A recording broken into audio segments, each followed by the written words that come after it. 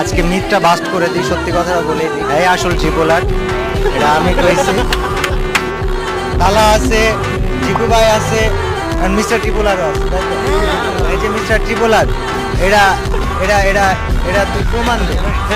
প্রথম কথা হচ্ছে কি না, আমি বিয়ে শাদী করি আর করা হবে না। আচ্ছা, এই তো বিয়া করছে আমি জানি, এই নেই তো সেটাই ভাই। এখন প্রমাণ দেখ, মানুষ তো প্রমাণ চায়। তুমি কি ট্রিপলার দেবে?